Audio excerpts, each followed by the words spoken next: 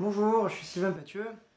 J'ai écrit plusieurs romans, notamment le dernier qui s'appelle Forêt Furieuse aux éditions du Rouergue, qui m'a permis d'être invité à la librairie Le Grain des Mots à Montpellier. C'était très sympa et j'ai reçu un accueil vraiment super. Alors je vais vous raconter 4 histoires de librairie.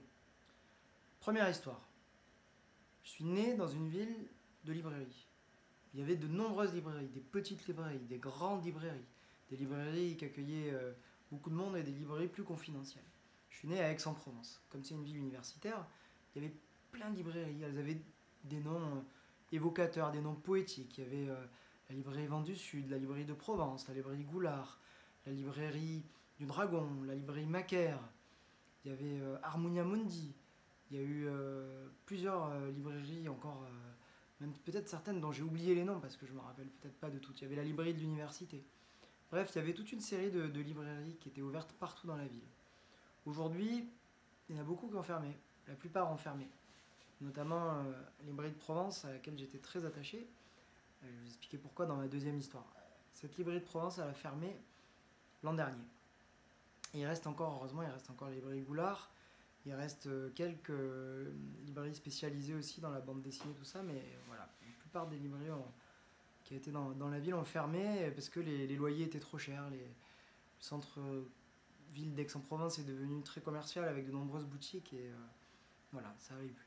Donc je regrette ces librairies et quand je retourne dans ma ville natale, je suis toujours un peu triste de penser qu'à tel ou tel endroit il y avait une librairie qui a fermé. Deuxième histoire de librairie. En troisième, je lisais beaucoup. Et quand on m'a demandé où est-ce que je voulais faire mon stage en entreprise, j'ai dit dans une librairie. Et donc je suis allé à la librairie de Provence, qui était la librairie où j'allais le plus souvent. J'ai même une vendeuse qui me demandait de temps en temps de faire des petits comptes rendus de lecture sur les livres qui m'avaient plu. Donc voilà, j'ai fait mon stage d'entreprise à la librairie de Provence, ça a été vraiment intéressant. J'étais étonné, je m'attendais à ce que les lecteurs les lectrices me demandent plus de conseils. Mais bon, j'étais en troisième, j'avais 14 ans. Je m'imaginais que j'allais leur conseiller les livres que j'avais aimés et qu'ils allaient les lire, mais bon, j'étais sans doute un peu jeune pour que ça les intéresse vraiment. Et puis, il y en a beaucoup qui venaient, qui savaient exactement ce qu'ils voulaient et qui n'avaient pas besoin de mes conseils. Et alors, comme j'étais dans ce stage en entreprise, le samedi, bien sûr, j'ai travaillé, parce que le samedi, on travaille dans les librairies. C'est sans doute même un des jours où on a le plus besoin où il y a le plus de travail. Et donc j'étais là à la librairie de Provence et mes copains et mes copines qui faisaient aussi leur stage en entreprise, mais sans doute ailleurs, sont passés. Et ils ont fait semblant de me demander des livres. Ils m'avaient demandé sexe, mensonges et vidéo. Alors moi j'avais vraiment cherché dans le moteur de recherche, j'étais un peu naïf à l'époque. Puis après ils m'avaient dit que c'était une blague. Et puis ils sont allés de l'autre côté du cours Mirabeau, à Aix-en-Provence, au cinéma, le Renoir. Pendant que moi je restais à la librairie de Provence. Donc je les voyais, moi j'étais là dehors à attendre les clients et je les voyais qui allaient au cinéma, qui étaient en train de profiter de leur samedi pour aller voir un film en bande de copains et copines, pendant que moi je travaillais à la librairie. Donc j'ai compris ce jour-là quand même que la librairie, c'était pas mal de sacrifices. Troisième histoire de librairie. Quand je suis monté à Paris, en région parisienne, on était toute une bande de gens du Sud, des Marseillais, des Aixois, des Toulonnais, des gens des Alpes de Haute-Provence. On est monté et avec ma compagne et puis des copains et copines, on s'est retrouvés en colocation à Maison-Alfort, dans le 94, dans le Val-de-Marne.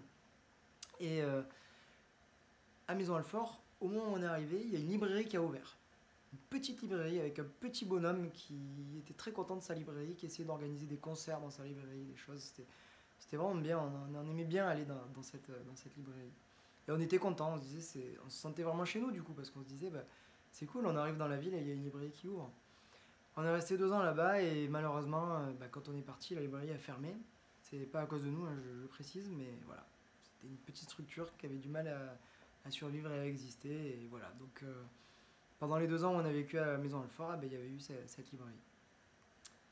Quatrième histoire de librairie. Et ben, moi j'aime entrer dans les librairies. J'aime regarder les livres. J'aime voir comment c'est rangé, comment c'est agencé, quels sont les coups de cœur. Voilà, j'aime les librairies. Quand je passe dans une ville, souvent je me balade et je ne peux pas résister à l'appel de la librairie. Je rentre. Alors c'est un peu onéreux parce que souvent je ressors avec quelque chose. Quand je fais des rencontres aussi en librairie, parce que ça c'est nouveau, avant pour moi la librairie j'y allais seulement en tant que client, Maintenant, j'y vais des fois en tant qu'écrivain. Et donc là aussi, la librairie, quand je suis invité quelque part, c'est rare que je reparte sans rien acheter parce que déjà c'est une manière de remercier ceux qui m'ont invité et puis c'est aussi que j'ai vraiment envie d'acheter des trucs. Alors il faut que je surveille, j'essaye de me modérer parce que je sais bien que mon compte en banque ne le supportera pas. Mais voilà, j'aime les librairies.